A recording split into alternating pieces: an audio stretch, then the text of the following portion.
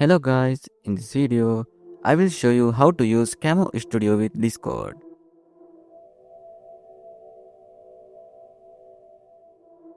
First, open the Microsoft Store, search for Camo Studio and install it. Once the installation is complete, open the app and go through the setup.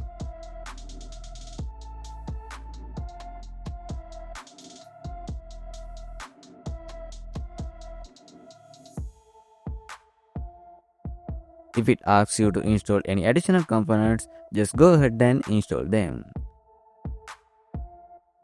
After that, open Camo Studio and go to the device section.